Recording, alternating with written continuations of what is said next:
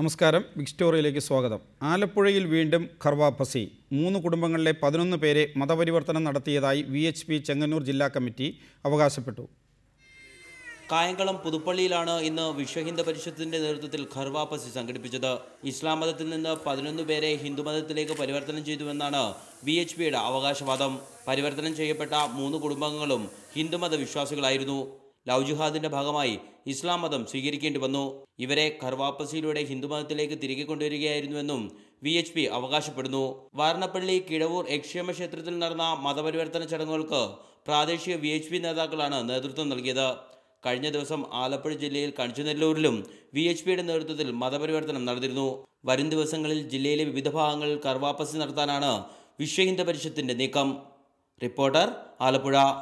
ഈ വിഷയമാണ് ഇന്ന് ബിഗ് സ്റ്റോറി ചർച്ച ചെയ്യുന്നത്. Advocate CK Vidyasagar, Shri VV Rajesh, Shri Fakhruddin Ali, Hindu Aikyavedi സംസ്ഥാന സെക്രട്ടറി ശ്രീ ഭാർഗവറാം എന്നിവരാണ് ഇപ്പോൾ ഈ ചർച്ചയിൽ പങ്കെടുക്കുന്നത്.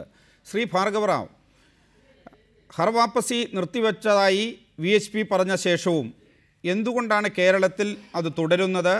നാളെ സംസ്ഥാനത്തിൻ്റെ വിവിധ ഭാഗങ്ങളിൽ ഖർവാപ്പസി നടത്തും എന്ന് പറയുന്നു. എന്താണ് അതിൻ്റെ വിശദാംശങ്ങൾ? തീർച്ചയായിട്ടും ഖർവാപ്പസി എന്ന് പറയുന്ന പരാവർത്തനം ഒരു പ്രത്യേക സാഹചര്യത്തിൽ തുടങ്ങിയതല്ല. ഇത് കുറെ കാലങ്ങളായിട്ട് നടക്കുന്ന ഒരു കാര്യമാണ്. അത് നിർത്തിവെക്കേണ്ട സാഹചര്യം ഇപ്പോഴില്ല. അത് തുടരും എന്ന് തന്നെയാണ്. അത് നിർത്തിവെക്കുന്നതായിട്ടുള്ള ഔദ്യോഗികമായിട്ടുള്ള നിലപാടുകളൊന്നും ഏത് ദിശയിൽ നിന്നും ഉണ്ടായിട്ടില്ല. നാളെയും നടക്കും. 5 ജില്ലകളിൽ 6-ൽ കൂടുതൽ സ്ഥലത്ത് നടക്കാനുള്ള സാഹചര്യങ്ങളാണ് ഇപ്പോഴുള്ളത്. ഏത് മതവിഭാഗത്തിൽ നിന്നാണ് ഇവരെ പരിവർത്തനം ചെയ്യുന്നത്? പ്രധാനമായിട്ടും 2 മതവിഭാഗങ്ങളിൽ നിന്നാണ് ഇപ്പോഴും പരാവർത്തനം ചെയ്തുകൊണ്ടിരിക്കുന്നത്. കാരണം അവരാണല്ലോ മുൻപ് ഹിന്ദുധർമ്മത്തിൽ നിന്ന് മാറിപ്പോയിരിക്കുന്നത്. അപ്പോൾ തീർച്ചയായിട്ടും ആ 2 മതവിഭാഗങ്ങൾ, ഇസ്ലാം ക്രൈസ്തവ വിഭാഗങ്ങളിൽ നിന്നാണ് ഇങ്ങോട്ട് വരുന്നത്. നാളെ എത്ര പേരെയായിരിക്കും പുനർമതപരിവർത്തനം നടത്തുക? അല്ല, അതിപ്പോ സംഖ്യാപരമായിട്ട് പറയുന്നതിന് പ്രായോഗികമായിട്ടുള്ള ബുദ്ധിമുട്ടുകളുണ്ട്. അതുകൊണ്ട് ആ കാര്യത്തിൽ നിർബന്ധിക്കാതിരിക്കുന്നതാണ് നല്ലതെന്ന് എനിക്ക് തോന്നുന്നു. ദയവായി തുടരുക. ശ്രീ ഫക്രുദ്ദീൻ അലി, നാളെയും പുനർമതപരിവർത്തനം നടത്തും എന്ന് വിശ്വഹിന്ദു പരിഷത്തും അതുപോലെ ഹിന്ദു ഐക്യവേദിയും പ്രഖ്യാപിച്ചിരിക്കുന്നു. പക്ഷേ ഇന്ന് മുഖ്യമന്ത്രി പറഞ്ഞത് മതപരിവർത്തനം നടത്തുന്നതിനെക്കുറിച്ചോ പുനർമതപരിവർത്തനം നടത്തുന്നതിനെക്കുറിച്ചോ സർക്കാരിന് ഒരു അറിവുമില്ല. നിർബന്ധിത മതപരിവർത്തനം കേരളത്തിൽ നടക്കുന്നതായി സർക്കാരിൻ്റെ ശ്രദ്ധയിൽപ്പെട്ടിട്ടില്ല. അതുകൊണ്ട് സർക്കാർ ഇടപെടേണ്ട സാഹചര്യമില്ല എന്നാണ്. അപ്പോൾ ഇവിടെ പലരും വിമർശിക്കുന്നത് പോലെ നിർബന്ധപൂർവമോ അതല്ലെങ്കിൽ ഒരു വിഭാഗത്തെ അപ്പാടെ ഇതിലേക്ക് കൊണ്ടുവരുന്നതിന് വേണ്ടിയിട്ടോ ഒരു മതപരിവർത്തനം നടക്കുന്നില്ല എന്ന് സർക്കാർ പറയുമ്പോൾ VHPയുടെ പ്രവർത്തനങ്ങൾക്കെതിരായ വിമർശനങ്ങൾ അത് അസ്ഥാനത്താകില്ലേ? അല്ല, ഇതിൻ്റെ ഒരു പ്രധാനപ്പെട്ട പ്രശ്നം മുഖ്യമന്ത്രി പറഞ്ഞ കാര്യങ്ങളോട് ഞാൻ വിയോജിപ്പൊന്നും രേഖപ്പെടുത്തില്ല. അപ്പം ഉത്തരേന്ത്യ പോലെ പിന്നെ മുമ്പ് ഗുജറാത്ത് കലാപത്തിന്റെ സമയത്ത് ഗുജറാത്തിലോ അല്ലെങ്കിൽ പിന്നെ കാണ്ടമാലിലോ സംഭവിച്ച പോലെ പിന്നെ ശക്തി ഉപയോഗിച്ചുകൊണ്ട് ഒരു പ്രകോപനം സൃഷ്ടിച്ചുകൊണ്ടുള്ള മതപരിവർത്തനം കേരളത്തിലെ വിശ്വഹിന്ദു പരിഷത്ത് നടത്തിയതായി നമുക്കറിയില്ല. ഇവിടെ നമ്മൾ കണ്ടത് ഒരു പ്രലോഭനത്തിന്റെ പുറത്ത് നടത്തിയിട്ടുള്ള മതപരിവർത്തനങ്ങൾ നമ്മൾ കണ്ടിട്ടുണ്ട്. അത് മുഖ്യമന്ത്രി പറഞ്ഞിട്ടില്ല. മുഖ്യമന്ത്രി പറഞ്ഞത് എന്താണ്? കൃത്യമായിട്ടും ബലം പ്രയോഗിച്ച് പോലീസ് ഇടപെടേണ്ട സാഹചര്യം ഉണ്ടായിട്ടില്ല എന്നാണ് പറയുന്നത്. ഈ പ്രലോഭനത്തിന്റെ പുറത്ത് മതപരിവർത്തനം നടത്തുന്നത് പോലീസ് ഇടപെടുകയാണെങ്കിൽ ഇപ്പം ഹിന്ദു കുടുംബങ്ങളിൽ നിന്ന് ക്രൈസ്തവരിലേക്ക് ഇഷ്ടംപോലെ മതമാറ്റം നടക്കുന്നുണ്ട്. വിവാഹത്തിന്റെ പുറത്ത് മുസ്ലിം കമ്മ്യൂണിറ്റിയിലേക്ക് മതമാറ്റം നടക്കുന്നുണ്ട്. അതിലൊക്കെ മുമ്പ് പോലീസ് ഇടപെടേണ്ടിയിരുന്നു. അങ്ങനെ ഒരു കീവൊക്കെ ഉണ്ടായിരുന്നെങ്കിൽ ഇതിൽ ഇടപെടണം എന്ന് പറയാമായിരുന്നു. അങ്ങനെ ഇടപെടാതിരുന്ന വീഴ്ച കാലാകാലത്ത് കേരള പോലീസിന്റെ ഭാഗത്ത് നിന്ന് ഉണ്ടായതുകൊണ്ട് ഈ കാര്യത്തിൽ ഇടപെടേണ്ടതാണ് എന്ന് നമുക്ക് പറയാൻ പറ്റില്ല. പക്ഷേ നമ്മൾ മനസ്സിലാക്കേണ്ട ഒരു കാര്യം എന്ന് വെച്ചാൽ ഈ രീതിയിലുള്ള മതപരിവർത്തനം നടക്കുമ്പോൾ അത് വിശ്വഹിന്ദു പരിഷത്ത് ഒരു പൊളിറ്റിക്കൽ പ്രൊപ്പഗാൻഡയുടെ ഭാഗമായിട്ട് ഉപയോഗിക്കുന്നു എന്നുള്ളതാണ്. പല സ്ഥലങ്ങളിലും മതപരിവർത്തനങ്ങൾ നടത്തുന്നുണ്ട്. പക്ഷേ ഇത് വളരെ കൃത്യം ഞങ്ങൾ ഇങ്ങനെ ചടങ്ങ് നടത്തുന്നു, അതിന്റെ ഫോട്ടോഗ്രാഫ്സ് മീഡിയയിൽ കൊടുക്കുന്നു. ഇതിന്റെ പിന്നിൽ ഒരു പൊളിറ്റിക്കൽ അജണ്ടയുണ്ട്. ഈ അജണ്ടയാണ് പ്രശ്നം. അല്ലാതെ ഇപ്പോൾ ഈ അജണ്ട എന്ന് ഞാൻ പറയുമ്പോൾ മറ്റൊരു കാര്യം കൂടി നമ്മൾ ശ്രദ്ധിക്കേണ്ടതുണ്ട്. ഇപ്പം ബാബറി മസ്ജിദ് ഇഷ്യൂ എപ്പോഴാണ് വലിയൊരു ഇഷ്യൂ ആയി വന്നത്? അത് മണ്ഡൽ കമ്മീഷൻ വന്നതോട് കൂടിയിട്ടാണ്. മണ്ഡൽ കമ്മീഷൻ വന്നതോട് കൂടിയിട്ട് ഹൈന്ദവ സമുദായത്തിൽ വലിയ പ്രശ്നങ്ങളുണ്ട്. അതിന് ഇന്റേണൽ കെമിസ്ട്രിയിൽ വലിയ പ്രശ്നങ്ങൾ ഉണ്ടാകുന്ന രീതിയിൽ ബ്രാഹ്മണനും അതുപോലെ തന്നെ OBC-കാരും 2 ഭാഗമായി നിൽക്കുന്ന ഒരു അവസ്ഥ വന്നു. അപ്പോൾ അതിനെ മറികടക്കാൻ വേണ്ടിയിട്ട് കൊണ്ടുവന്ന ഒരു അജണ്ടയായിരുന്നു രാമജന്മഭൂമി ഇഷ്യൂ. ആ സമയത്ത് വലിയ ഇഷ്യൂ ആയി കൊണ്ടുവന്നത്. അതുപോലെ തന്നെ കേരളത്തിൽ ഇപ്പോൾ ചുംബന സമരം ശക്തി പ്രാപിക്കുന്നു. അതിന് നേരിട്ട് പിന്തുണ നൽകിയിട്ടില്ലെങ്കിൽ പോലും യുവാക്കളുടെ അത് അനുകൂലമായിട്ടുള്ള തരംഗം ചില മേഖലകളിലെല്ലാം ഉണ്ടാകുന്നു. ഇതെല്ലാം ആത്യന്തികമായിട്ട് ഈ സോക്കോൾഡ് സനാതന ധർമ്മം ബ്രാഹ്മണിക് ഐഡിയോളജി പറഞ്ഞു നടക്കുന്ന ആളുകളെ പേടിപ്പിക്കുന്നുണ്ട്. അപ്പോൾ അതിൽ നിന്ന് ആളുകളുടെ ശ്രദ്ധ മാറ്റിക്കൊണ്ട് അവരുടെ പുതിയൊരു ഫോക്കസിലേക്ക്, എന്നാൽ ഹിന്ദുയിസം നേരിടുന്ന വെല്ലുവിളി അല്ലെങ്കിൽ സ്വധർമ്മത്തെ തിരിച്ചു പോകേണ്ട ആവശ്യകത, ഇങ്ങനെയുള്ള ചില പ്രശ്നങ്ങൾ ബോധ്യപ്പെടുത്തി ആ ഒരു ഡിസ്കോഴ്സിനെ തന്നെ മാറ്റിമറിക്കുകയും ചരിത്രത്തെ പിടിച്ചു കെട്ടാനുള്ള ഒരു ശ്രമമാണ് നടത്തുന്നത്. ആ രീതിയിലാണ് നമ്മൾ കാണേണ്ടത്. അല്ലെ പെരിഫറലായിട്ട് ബലം പ്രയോഗിച്ചോ ഇല്ലേ എന്നുള്ളതല്ല പ്രശ്നം. മറിച്ച് എന്താണ് ആത്യന്തികമായിട്ട് ഇതുകൊണ്ട് സംഘപരിവാരം ഉദ്ദേശിക്കുന്നത് എന്നുള്ളതാണ് പ്രശ്നം. ശ്രീ ഫക്രുദ്ദീൻ അലി, അതിലിപ്പോൾ സംഘപരിവാർ എന്തുദ്ദേശിക്കുന്നു, അതല്ലെങ്കിൽ മറ്റ് മതങ്ങൾ എന്തുദ്ദേശിക്കുന്നു? മതപരിവർത്തനം കേരളത്തിൽ നടന്നിട്ടുണ്ട്, ഇന്ത്യയിൽ നടന്നിട്ടുണ്ട്, ഇപ്പോഴും നടക്കുന്നുണ്ട്. ഏതെങ്കിലും ഒരു സംഘടന അതിനുവേണ്ടി ശ്രമം നടത്തുമ്പോൾ ഈ മതപരിവർത്തനം നടത്തുന്ന വിഭാഗങ്ങൾ തന്നെ ഇവർ തിരിച്ച് മതപരിവർത്തനം നടത്താൻ പാടില്ല എന്ന ആ ഒരു വാദവുമായി രംഗത്ത് വരുന്നത്, അത് ശരിക്കും പറഞ്ഞു കഴിഞ്ഞാൽ പരിഹാസമല്ലേ? അല്ല, ഇതിൻ്റെ ഒരു കാര്യം എന്ന് വെച്ചാൽ നമ്മൾ കാണേണ്ട ഒരു വിഷയമുണ്ട്. മതപരിവർത്തനം നടത്തുന്ന ഏത് രീതിയിലുള്ള മതപരിവർത്തനവും അത് പ്രലോഭനത്തിന്റെ പുറത്തും പ്രകോപനത്തിന്റെ പുറത്തും ആണെങ്കിൽ നമ്മൾ അംഗീകരിക്കാൻ പാടില്ല. അത് നമ്മൾ മുമ്പേ പറയുന്ന ഒരു പോയിന്റാണ്. അതൊരു ആധുനിക സമൂഹത്തിൽ നമുക്ക് അംഗീകരിക്കാൻ പാടില്ല. പ്രലോഭനത്തിന്റെയും പ്രകോപനത്തിന്റെയും പുറത്ത് മതപരിവർത്തനം നടത്താനുള്ള അവകാശം നമ്മളെ ഭരണഘടന നൽകുന്നില്ല. മാത്രമല്ല, അത് തടയാനുള്ള ഓപ്ഷൻസ് നമ്മുടെ പീനൽ കോഡിലുണ്ട്. അതിനെയല്ല നമ്മൾ എതിർക്കുന്നത്. മറിച്ച് ഈ മതപരിവർത്തനം പല ദയവായി താങ്കൾ തുടരുക. ശ്രീ വെള്ളാപ്പള്ളി നടേശൻ ഇപ്പോൾ ടെലിഫോൺ ലൈനിൽ. ശ്രീ വെള്ളാപ്പള്ളി നടേശൻ, എന്തടിസ്ഥാനത്തിലാണ് വിശ്വഹിന്ദു പരിഷത്ത് നടത്തുന്ന ഈ പുനർമതപരിവർത്തനത്തെ താങ്കൾ സ്വാഗതം ചെയ്യുന്നത്? ഞാൻ സ്വാഗതം ചെയ്യുന്നത് മറ്റൊന്നും കൊണ്ടല്ല, ഈ മതപരിവർത്തനം ഇന്ന് തുടങ്ങിയതല്ല. ടിപ്പുവിന്റെ പടയോട്ട കാലം തൊട്ട് ബ്രിട്ടീഷുകാരുടെ ഭരണം ഇവിടെ വന്ന കാലം തൊട്ടും മതപരിവർത്തനം ഇവിടെ നടക്കുന്നുണ്ട്. 400 കൊല്ലമായി ഇന്ത്യയിൽ നടക്കുകയാണ്. ഈ പ്രക്രിയ എല്ലാം നടന്നുകൊണ്ടല്ലോ ഹിന്ദുക്കളിൽ നിന്ന് മതം മാറിയവരാണ് ഇവിടുത്തെ മുസ്ലിങ്ങളും ക്രിസ്ത്യാനികളും എന്നുള്ള സത്യം എല്ലാവർക്കും അറിയാം. പല ക്രിസ്ത്യാനികൾ എന്നോട് പറഞ്ഞിട്ട് ഞങ്ങൾ ബ്രാഹ്മണരായിരുന്നു, ചിലർ പറയും ഞങ്ങൾ മറ്റുള്ളവരായിരുന്നു, ഹിന്ദുക്കളിൽ ഇന്ന വിഭാഗമായിരുന്നു എന്നൊക്കെ പറയാറുണ്ട്. അപ്പൊ ആ മതപരിവർത്തനം എന്ന പ്രക്രിയ തുടങ്ങിയിട്ട് 400 കൊല്ലമായി. ഈ 400 കൊല്ലമായി അതിനു ശേഷം ഇന്ത്യക്ക് സ്വാതന്ത്ര്യം കിട്ടി 62 കൊല്ലമായി. അപ്പോഴും ഈ മതപരിവർത്തനം എന്നുള്ളത് പ്രലോഭനങ്ങൾ കൊണ്ടോ പണം കൊണ്ടോ ഒക്കെ നടക്കുന്നുണ്ട്. പലവിധ മനുഷ്യന്റെ ദുർബലത ചൂഷണം ചെയ്തുകൊണ്ട് ഇവിടെ നടപ്പാക്കുന്നുണ്ട്. അത് പ്രലോഭനമാകാം, മറ്റ് സമ്മർദ്ദങ്ങളാകാം. അങ്ങനെ വന്നപ്പോൾ കേരളത്തിലും അതിൻ്റെതായ ഒരുപാട് ശക്തി പ്രയോഗിക്കാൻ തുടങ്ങി. എന്ന് മാത്രമല്ല, ലൗഹ് ജിഹാദ് വരെ ഇവിടെ ഉണ്ട് എന്ന് പോലീസ് റിപ്പോർട്ട് ചെയ്തിട്ടുണ്ട്. മതപരിവർത്തനം നടക്കുന്നുണ്ട്. മതപരിവർത്തനം ക്രിസ്ത്യൻ സമുദായത്തിലെ ഈ ബന്ധുക്കോസ് എന്നൊരു വിഭാഗമാണ്. ക്രിസ്ത്യാനികൾ മുഴുവൻ ചെയ്യുന്നുവെന്ന് നമുക്ക് പറയാൻ സാധിക്കില്ല. ഈ ബന്ധുക്കോസുകാരാണ് ഇത് പ്രധാനമായിട്ടും കേരളത്തിൽ മുസ്ലിങ്ങളെക്കാളും വളരെ കൂടുതൽ, മുസ്ലിങ്ങൾക്ക് നാമമാത്രമാണ്, അതിനേക്കാൾ വളരെ കൂടുതൽ കേരളത്തിൽ നടത്തുന്നത് ഈ ബന്ധുക്കോസുകളാണ്. അത് അറിവ് കുറവ് ചൂഷണം ചെയ്തുകൊണ്ടാണ്, ദാരിദ്ര്യം ഇല്ലായ്മയെ ചൂഷണം ചെയ്തുകൊണ്ടാണ്.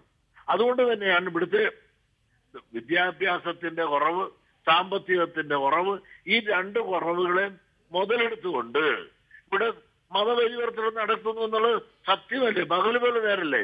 എത്രയോ അനുഭവങ്ങളുണ്ട്. പക്ഷെ ഒരു കാര്യമുണ്ട്, മതപരിവർത്തനം നിർബന്ധിതമല്ലാതെ നടത്തുന്നു എങ്കിൽ, സ്വയം വിശ്വാസത്തിൽ പോകുന്നു എങ്കിൽ അതിനെന്നും ഒരു കുറ്റം പറയാമെന്ന് ഞങ്ങളായിരുന്നു. ശ്രീ വെള്ളാപ്പള്ളി നടേശൻ, അതിനെ കുറ്റം പറയേണ്ടതില്ല. പക്ഷേ ഏത് ഹിന്ദുമതത്തിലെ ഏത് ജാതിയിലേക്ക്, ഇപ്പം താങ്കൾ ഇതിനെ പുനർമതപരിവർത്തനത്തെ സ്വാഗതം ചെയ്യുന്നു, പക്ഷേ ഈ തിരിച്ചു വരുന്നവർ ഈഴവരാകണമോ അതോ നായരാകണമോ അതോ ദളിതരാകണമോ, ഏതിലേക്ക് തിരിച്ചു വരണം എന്നാണ് താങ്കൾ പറയുന്നത്?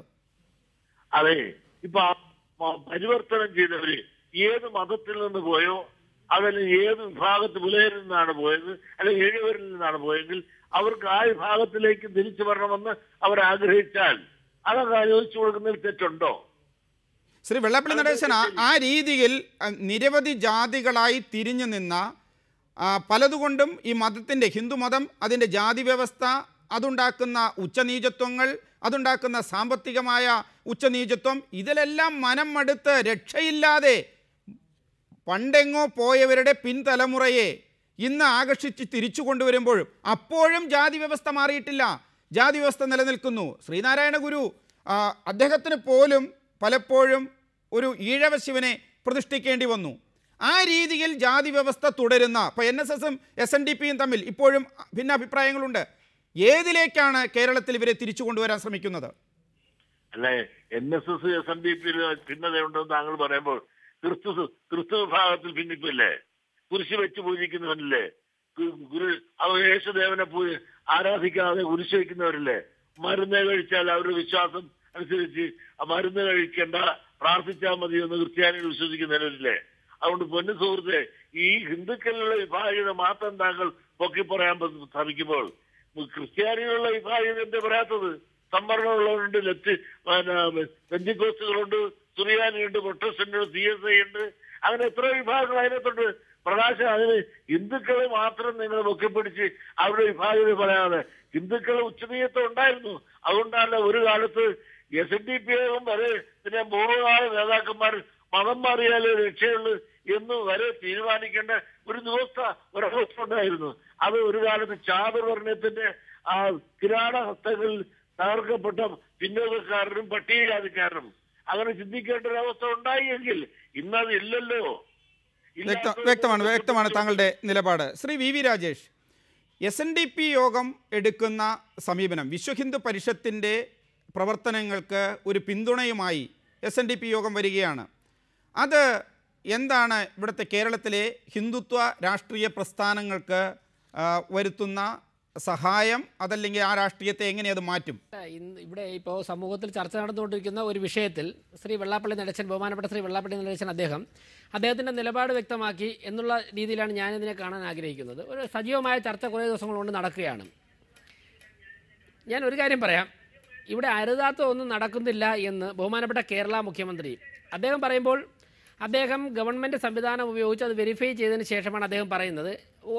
ഒരു പരിധിവരെ ഞങ്ങളൊക്കെ പറയുന്നത് പോലൊന്നും അദ്ദേഹത്തിന് പറയാൻ സാധിക്കില്ലല്ലോ. അദ്ദേഹം എന്ന് പറഞ്ഞു, നടക്കാൻ പാടില്ലാത്തതോ ഭരണഘടനാ ലംഘനം നടത്തിക്കൊണ്ടുള്ളതായിട്ടുള്ള ഒരു കാര്യവും കേരളത്തിൽ നടക്കുന്നില്ല. നടക്കുന്നുവെങ്കിൽ ഗവൺമെൻറ് ഇടപെടും. ഞാനും പറയുന്നു, BJPയുടെ ഒരു പ്രവർത്തകൻ എന്ന നിലയ്ക്ക് ഞാനും പറയുന്നു, നിയമത്തെ വെല്ലുവിളിച്ചുകൊണ്ടോ അല്ലെങ്കിൽ നിയമലംഘനം നടത്തിക്കൊണ്ടോ ഏതൊരു കാര്യം സമൂഹത്തിൽ നടന്നാലും അതിൽ ഗവൺമെൻറ് ഇടപെടണം. കഴിഞ്ഞ ദിവസങ്ങളിൽ ഹരിപ്പാടായാലും ആലപ്പുഴ ജില്ലയുടെ പല ഭാഗത്തായാലും നടന്ന ഈ സംഭവങ്ങൾ, ഇതിൽ ഏതെങ്കിലും തരത്തിലുള്ള നിയമലംഘനം ഉണ്ട് എങ്കിൽ ഗവൺമെൻറ് നിർബന്ധമായി ഇടപെടണം. അല്ലാത്ത പക്ഷം ജനങ്ങൾ ഏത് മതത്തിലോ ഏത് ജാതിയിലോ വിശ്വസിച്ചോട്ടെ, ആ സ്വാതന്ത്ര്യം അവർക്ക് വിട്ടുകൊടുക്കൂ. ഇന്ന് തന്നെ ഞാനിപ്പോൾ മാതാ അമൃതാനന്ദമയി മഠം സംഘടിപ്പിച്ച പെൻഷൻ വിതരണ ചടങ്ങിൽ പങ്കെടുത്തിട്ട് പുത്തരിക്കണ്ട മൈതാനത്തിൽ നിങ്ങോട്ട് വരുന്നത്. അവിടെ ശ്രീ ശശി തരൂര പെൻഷൻ വിതരണം ചെയ്തത്, MLA ശ്രീ ശിവൻകുട്ടി ഉണ്ടായിരുന്നു. ഒരുപാട് പേർ വ്യത്യസ്ത ജാതിയിലും വ്യത്യസ്ത മതവിഭാഗങ്ങളിലും പെട്ട നിരവധി പ്രായമുള്ളവർ ഒന്ന് പെൻഷൻ വാങ്ങിയിട്ട് പോയി. അത് അവരുടെ വിശ്വാസം. ഒരുപക്ഷെ മാതാ അമൃതാനന്ദമയോട് വിശ്വാസം ഉണ്ടാവാം, ഇല്ലാതിരിക്കാം. അങ്ങനെ ക്രിസ്ത്യൻ സഭകൾ എന്തെല്ലാം കാര്യങ്ങൾ ചെയ്യുന്നു. എത്രയോ ക്രിസ്ത്യൻ മതമേലധ്യക്ഷന്മാർ വിജയദശമി നാളിൽ അക്ഷരം കുറിക്കുന്നു. കുട്ടികളെ ഇസ്ലാമിക പണ്ഡിതന്മാർ പാളയം ഇമാം പോലും ചെയ്യുന്നു. ഇതൊക്കെ ഓരോരുത്തരുടെയും വ്യക്തി സ്വാതന്ത്ര്യമാണ്. മതത്തിൽ അങ്ങോട്ടും ഇങ്ങോട്ടും ഒക്കെ പോകുന്നതുകൊണ്ട് ഇതൊന്നുമല്ല കേരളത്തിലെ പ്രശ്നം. കേരളത്തിലെ പ്രശ്നങ്ങൾ സാധാരണക്കാരുടെ ഒരുപാട് പ്രശ്നങ്ങൾ വ്യക്തമാണ്. അതിലേക്ക് കേരളത്തിലെ ആ പ്രശ്നങ്ങളിലേക്ക് തിരിച്ചെത്താം. ശ്രീ CK വിദ്യാസാഗർ, SNDP യോഗത്തിന് ഒരു രാഷ്ട്രീയ സാമൂഹിക നിലപാടുണ്ടായിരുന്നു. അത് ഇപ്പോൾ ശ്രീ വെള്ളാപ്പള്ളി നടേശൻ പോലും പറഞ്ഞു, ജാതി വ്യവസ്ഥ, ചാതുർവർണ്ണ്യം, അതിൽ മനം മടുത്ത് ഇത്തരമൊരു സമീപനത്തിലേക്ക് എത്തിയവരുണ്ട്. ആ ജാതി വ്യവസ്ഥയുടെ എല്ലാ തെറ്റായ ഘടകങ്ങളും കേരളത്തിൽ മാറി എന്ന അഭിപ്രായം താങ്കൾക്കുണ്ടോ? ഇന്നിപ്പോൾ മുസ്ലിമായി മാറിയവരെ അല്ലെങ്കിൽ ക്രിസ്ത്യാനിറ്റിയിലുള്ളവരെ ഇവരെ തിരിച്ചു കൊണ്ടുവരുന്നു, ഹിന്ദു മതത്തിലേക്ക് പുനർപരിവർത്തനം നടത്തുന്നു എന്ന് പറയുമ്പോൾ വിവിധ ജാതികളുടെ ഒരു കൂട്ടം, ആ കൂട്ടത്തിൽ ഏത് ജാതിയിലേക്ക്, എങ്ങോട്ട്, എങ്ങനെ, ഇതിലെല്ലാം അന്നത്തെ അതേ അവ്യക്തത ഇപ്പോഴും നിലനിൽക്കുന്നില്ലേ? സംവരണം ഉൾപ്പെടെയുള്ള പ്രശ്നങ്ങൾ സജീവമല്ലേ? മിസ്റ്റർ പ്രകാശ് ഇപ്പോൾ ഉന്നയിച്ച ചോദ്യം എന്ന് പറയുന്നത് ഈ ഇഷ്യൂവിൻ്റെ ഒരു പെരിഫറൽ ആസ്പെക്ട്സ് ആണ്. അതിൻ്റെ മൗലികമായ വിഷയം മതപരിവർത്തനം ചെയ്യാനുള്ള അവകാശവും മതം മാറാനുള്ള അവകാശം എല്ലാ പൗരന്മാർക്കും ഉണ്ട്. അവർക്ക് ഇഷ്ടമുള്ള മതം സ്വീകരിക്കാൻ. പക്ഷെ മതപരിവർത്തനം ചെയ്യിക്കാൻ അതൊരു മൗലികാവകാശമായിട്ട് ഇന്ത്യൻ ഭരണഘടന ഉറപ്പ് നൽകുന്നില്ല. നമ്മുടെ നാട്ടിലെ സാമൂഹ്യ കാലാവസ്ഥകളിൽ ധാരാളം ആളുകൾ അവർ ഓരോ കാരണങ്ങൾ കൊണ്ടും മതപരിവർത്തനം ചെയ്യപ്പെട്ടു പോയിട്ടുണ്ട്. വക്യം സത്യാഗ്രഹം ഒക്കെ നടന്ന് മടുത്ത് 1.5 കൊല്ലം സത്യാഗ്രഹം ഇരുന്നിട്ടും ഒരു പ്രയോജനമില്ലെന്ന് കണ്ടപ്പോൾ സിഖ് മതത്തിൽ ചേരാം എന്ന് പറഞ്ഞുകൊണ്ട് പഞ്ചാബിൽ പോയി സുവർണക്ഷേത്രത്തിന്റെ ആ കുളത്തിലൊക്കെ കുളിച്ചു വന്ന് സിഖ് മതം സ്വീകരിച്ച ഈഴവരെ എനിക്കറിയാം, അവരുടെ പിൻതലമുറക്കാരെ എനിക്കറിയാം. അതിനുശേഷം 1930കളിൽ SNDP യോഗത്തിന്റെ നേതാക്കൾ തന്നെ മതപരിവർത്തനം നടത്താം എന്ന് പറയുകയും അതിനെപ്പറ്റി ആലോചിക്കുകയും ഇവിടുത്തെ ബിഷപ്പുമാരുടെ അരമനകളിൽ നേതാക്കന്മാർ CV കുഞ്ഞിരാമനെ പോലുള്ള ആളുകൾ ബിഷപ്പുമാരുമായിട്ടും ഒക്കെ ചർച്ചകൾ നടത്തുകയും ചെയ്ത് ചരിത്രത്തിന്റെ ഭാഗമാണ്. അതിൻ്റെയൊക്കെ പശ്ചാത്തലത്തിൽ കൂടെയാണ് ഒരുപക്ഷെ 1936 ആയപ്പോഴത്തേക്കും ക്ഷേത്രപ്രവേശന വിളംബരം തന്നെ ഇവിടെ നടപ്പായത്. ഇല്ലെങ്കിൽ ഈ വിഭാഗങ്ങളെല്ലാം വലിയ വിഭാഗം ഹിന്ദുമതം ഉപേക്ഷിച്ച് മറ്റ് മതങ്ങൾ സ്വീകരിച്ചേക്കും എന്ന് തിരുവിതാംകൂറിലെ ഭരണാധികാരികൾക്ക് ഒരു ഭീതി കൂടി ഉണ്ടായതിന്റെ പശ്ചാത്തലത്തിലും അതുവരെയുള്ള സാമൂഹ്യ നവോത്ഥാനത്തിന്റെ ഒക്കെ പശ്ചാത്തലത്തിലാണ് അങ്ങനെയുള്ള കാര്യങ്ങളൊക്കെ ഇവിടെ നടന്നിരിക്കുന്നത്. പക്ഷെ പിൽക്കാലത്ത് സ്വാതന്ത്ര്യത്തിന് ശേഷം ഇവിടെ വ്യാപകമായ രീതിയിൽ ചില മേഖലകളിലൊക്കെ മതപരിവർത്തനം നടന്നതെല്ലാം അവരുടെ സ്വയമേവ ഉള്ള ഹിതത്തിൽ ആണോ മതപരിവർത്തനം നടത്തപ്പെട്ടത് എന്നൊക്കെ സംശയിക്കാൻ മതിയായ ന്യായങ്ങളുണ്ട്. പല മതങ്ങളും അവരുടെ ഇവാഞ്ചലൈസേഷൻ മറ്റുള്ളവർക്ക് കൂടി ഞങ്ങളുടെ മതമാണ് ഏറ്റവും മെച്ചം, ഇതാണ് മോചനത്തിന്റെ മാർഗം എന്ന് പറഞ്ഞു കൊടുക്കുക, അവരെ നമ്മുടെ മതത്തിലേക്ക് വിശ്വാസത്തിലേക്ക് നയിക്കുക, ഇതുകൂടി മതവിശ്വാസി ചെയ്യേണ്ട കടമകൾ അവന്റെ ധർമ്മമായി ചില മതങ്ങളിൽ നിർവചിക്കപ്പെട്ടിരിക്കുന്നു. അനുയായികൾ ആ നിർവചനത്തിന്റെ അടിസ്ഥാനത്തിൽ അവരുടെ ധർമ്മങ്ങൾ അനുഷ്ഠിക്കാനായിട്ട് പരിശ്രമം നടത്തുന്നു. അപ്പോൾ എല്ലാ മതത്തെക്കാളും ശ്രേഷ്ഠമാണ് എൻ്റെ മതം എന്ന ഒരു മാർക്കറ്റിംഗ് ശൈലി സ്വീകരിക്കാനായിട്ട് നിർബന്ധിതരാകുന്നു. അത് സമൂഹത്തിൽ വാശിയും വൈരാഗ്യവും നടത്തുന്നു. പ്രത്യേകിച്ച് ജനാധിപത്യത്തിൽ എണ്ണം പ്രസക്തമായിരിക്കുന്ന ഒരു വ്യവസ്ഥയിൽ ഇതൊക്കെ സൃഷ്ടിക്കാൻ സാധ്യതയുള്ള സാമൂഹ്യ അസന്തുലിതാവസ്ഥകളും അസ്വസ്ഥതകളും നമ്മുടെ നാട്ടിൽ ചില മേഖലകളിലെങ്കിലും ഒക്കെ ഉണ്ടായിക്കൊണ്ടിരിക്കുന്ന പശ്ചാത്തലത്തിലാണ് ഇപ്പൊ വീണ്ടും ഘർ വാപ്പസി എന്ന് പറയുന്ന സിദ്ധാന്തവുമായിട്ട് വിശ്വഹിന്ദു പരിഷത്തും അതുപോലെ സംഘപരിവാർ സംഘടനകളും വന്നിരിക്കുന്നത്. അവർക്കതിന് അവകാശമുണ്ടോ? ഈ വരുന്നവർ സ്വന്തം ഇഷ്ടപ്രകാരമാണോ വരുന്നത്? അവരുടെ മേൽ പ്രലോഭനങ്ങളോ സമ്മർദ്ദങ്ങളോ ഉണ്ടാകുന്നുണ്ടോ? അങ്ങനെ ഉണ്ടെങ്കിൽ അത് തടയാൻ മാർഗങ്ങളുണ്ടോ? അതിന് നിയമനിർമ്മാണം ആവശ്യമുണ്ടോ? ഇതാണ് ഈ വിഷയത്തിലെ കോർ ഇഷ്യൂ എന്ന് ഞാൻ മനസ്സിലാക്കുന്നു. ആ കോർ ഇഷ്യൂ അഭിസംബോധനം ചെയ്യാനായിട്ട് രാഷ്ട്രീയ നേതാക്കളും ഭരണാധികാരികളും അതിനെ വിശകലനം ചെയ്യാനും അത് സംബന്ധിച്ച് അഭിപ്രായം വ്യക്തമാക്കാനും തയ്യാറാകണം. ശ്രീ ഫക്രുദ്ദീൻ അലി, ഖർവാപ്പസി വെറുമൊരു രാഷ്ട്രീയ അജണ്ട ഇല്ലാത്ത ഒരു നടപടിക്രമമല്ലല്ലോ. ഒരു ധ്രുവീകരണം സ്വാഭാവികമായും ഹിന്ദുത്വ സംഘടനകൾ ലക്ഷ്യം വെച്ചിട്ടുണ്ടാകും. അങ്ങനെ വരുമ്പോൾ ഏറ്റവും പ്രധാനപ്പെട്ട ഒരു ജാതി സംഘടന SNDP ഇതിനെ പിന്തുണയ്ക്കുന്നു. അപ്പോൾ അത് കേരളത്തിൽ ഹിന്ദു പരിഷത്താണെങ്കിലും ഹിന്ദുത്വ സംഘടനകളാണെങ്കിലും അവരുദ്ദേശിക്കുന്ന ഒരു ധ്രുവീകരണത്തിലേക്ക് കാര്യങ്ങൾ നീങ്ങുന്നു എന്നല്ലേ കാണിക്കുന്നത്? ഒപ്പം അനങ്ങാതിരിക്കുന്ന സംസ്ഥാന സർക്കാർ ഈ രാഷ്ട്രീയത്തെ എങ്ങനെ നോക്കിക്കാണണം? അല്ല, അതിൻ്റെ ഒരു പ്രധാനപ്പെട്ട കാര്യം SNDPക്ക് മുമ്പേ ഈ നിലപാടുണ്ട്. പക്ഷേ SNDPയിലും തന്നെ ഭിന്ന സ്വരങ്ങളുണ്ട്. അതുപോലെ തന്നെ പുലിയ മഹാസഭയിൽ ഭിന്ന സ്വരങ്ങളുണ്ട്. അതുപോലെ തന്നെ NSS ഇതുവരെ ശക്തമായ നിലപാടുകളൊന്നും പറഞ്ഞിട്ടില്ല. ഞാൻ മനസ്സിലാക്കിയിടത്തോളം എനിക്ക് അറിയുന്ന NSS പ്രവർത്തകരുടെ ഇടയിലും വ്യത്യസ്തമായ അഭിപ്രായങ്ങളുണ്ട്. അതുകൊണ്ട് തന്നെ BJP വിചാരിക്കുന്ന രീതിയിലേക്കുള്ള ഒരു സാമുദായികമായ ഒരു കൺസോൾട്ടേഷനിലേക്കൊന്നും പോയില്ല. ഗവൺമെന്റിന്റെ കാര്യത്തിൽ ഗവൺമെന്റ് ഇതിൽ കൂടുതലൊന്നും ചെയ്യാൻ പറ്റില്ല. ഗവൺമെന്റിനെ സംബന്ധിച്ചിടത്തോളം ഒരു പ്രകോപനം ഉണ്ടാവണം, അത് ഇതുവരെ ഉണ്ടായിട്ടില്ലല്ലോ. അതുകൊണ്ട് തന്നെ ഗവൺമെന്റിന് അതിൻ്റെതായ ലിമിറ്റേഷൻ ഇന്നുണ്ട്. പക്ഷെ ഞാൻ മനസ്സിലാക്കുന്നിടത്തോളം മീഡിയയും അതുപോലെ തന്നെ കേരളത്തിലുള്ള മറ്റ് ഇടതു രാഷ്ട്രീയ പാർട്ടികളെല്ലാം തന്നെ ഈ വിഷയത്തിൽ കാര്യമായിട്ട് ഇടപെടുകയും ഇതൊരു മുൻവിധിയില്ലാത്ത സമീപനം എല്ലാവരും സ്വീകരിച്ചിട്ടുണ്ട്. അത് മീഡിയ ആണെങ്കിലും രാഷ്ട്രീയ പാർട്ടികളാണ്. നമുക്ക് ക്രിസ്തു മതത്തിലേക്ക് നടക്കുന്ന കൺവേർഷനെ പറ്റി സംസാരിക്കുന്നു, ഇസ്ലാം മതത്തിലേക്ക് നടക്കുന്ന കല്യാണത്തിന് പുറത്ത് നടക്കുന്ന കൺവേർഷനെ പറ്റി സംസാരിക്കുന്നു.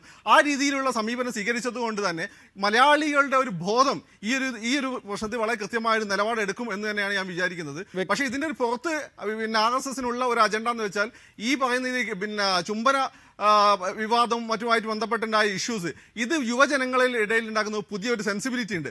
അതിനെ തകിടം മറിക്കുക എന്നുള്ള ഉദ്ദേശമായിരുന്നു ഉണ്ടായിരുന്നത്. പക്ഷേ ബാബറയും ബഷീറും മണ്ഡലം തമ്മിലുള്ള ഒരു കെമിസ്ട്രി വെച്ചുകൊണ്ട് അത് കേരളത്തിൽ നടപ്പിലാകുമെന്ന് വിചാരിച്ചാൽ നടപ്പിലാകില്ല. അങ്ങനെ മലയാളികൾക്ക് കുറച്ചുകൂടി ബോധമുണ്ട്. വളരെ നന്ദി ശ്രീ വെള്ളാപ്പള്ളി നടേശൻ, ശ്രീ CK വിദ്യാസാഗർ, ശ്രീ VV രാജേഷ്, ശ്രീ ഫക്രുദ്ദീൻ അലി, ശ്രീ ഭാർഗവറാം ഈ ചർച്ചയിൽ പങ്കെടുത്തതിന് ബിഗ് സ്റ്റോറി ഇവിടെ അവസാനിക്കുന്നു. നമസ്കാരം.